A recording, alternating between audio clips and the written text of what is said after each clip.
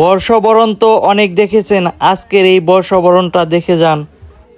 Hello বন্ধুরা, আশা করি সবাই অনেক ভালো আছেন। আমি আজকে উপস্থিত হয়েছি উত্তম সেবা ফাউন্ডেশনের পক্ষ থেকে বর্ষবরণ অনুষ্ঠানে।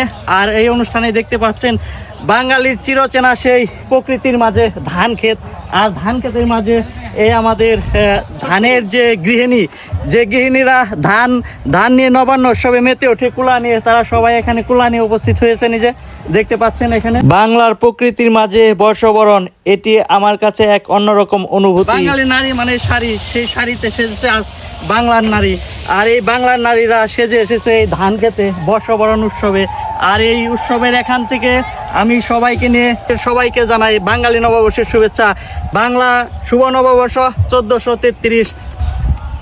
কনক্রিটের তৈরি পাকা রাস্তা নয়, পায়ের নিচে নরম মাটি। সেই মাটির গ্রান নিতেই শত শত মানুষের ভিড় জমেছে আজকের এই বর্ষবরণ অনুষ্ঠানে।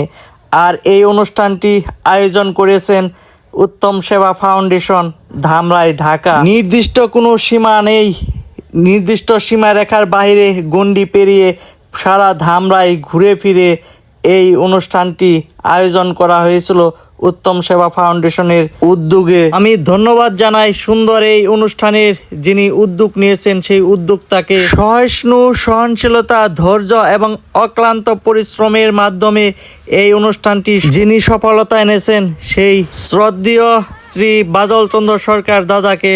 বর্ষবরণ ও নগর কীর্তন এই অনুষ্ঠানটি নগরে নগরে অর্থাৎ ধামরাই থানার বিভিন্ন জায়গায় বিভিন্ন গ্রামে গিয়ে এই অনুষ্ঠানটি মাতিয়ে তুলেছে। ধামরাই থানা সহ আশেপাশের অনেক থানার এই সনাতন ধর্মাবলম্বী দাদা দিদিরা আজকের এই বর্ষবরণ অনুষ্ঠানটি শুভ উদ্বোধন করা হয় প্রাতকাল ভোর 7টায়। এই নগর কীর্তন প্রথমে অল্প কয়েকজনে শুরু করলেও সময় গড়াতে গড়াতে আস্তে আস্তে লোক সমাগম বাড়তে থাকে।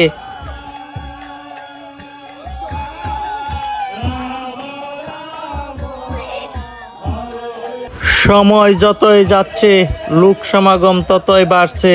কয়েকশো মানুষের মিলন মেলায় মেতে উঠেছিল আজকের এই বর্ষবরণের র্যালি বা নগর কীর্তন। যে কীর্তনে যোগ দেওয়ার জন্য ধামরাই সহ কালিয়াকুর, গাজীপুর, মির্জাপুর সহ দেশের অন্যান্য জেলার মানুষও এখানে যোগদান করেছিলেন। আমার দেখা প্রথম এত বড় একটি নগর কীর্তন বা বর্ষবরণ অনুষ্ঠান এর আগে কখনো দেখা হয়নি। এই নগর কীর্তনটি ধামরাই মাধববাড়ি সহ ধামরাইয়ের বিভিন্ন ইউনিয়নে বিভিন্ন গ্রামে গিয়ে গিয়ে তারা এই নগর কীর্তন করেছেন এবং এই নগর কীর্তনের সাথে বর্ষবরণের অনুষ্ঠানটি মঙ্গলময় এবং শুভযাত্রার মাধ্যমে তারা প্রত্যেকটা গ্রামকে মধুর কীর্তনে মাতিয়ে রেখেছেন। উত্তম সেবা ফাউন্ডেশন কর্তৃক এই আজকের অনুষ্ঠানে বিভিন্ন গ্রামে গ্রামে যে অনুষ্ঠান পরিচালিত হয় তারই খণ্ডাংশ আপনাদেরকে এখন দেখাবো।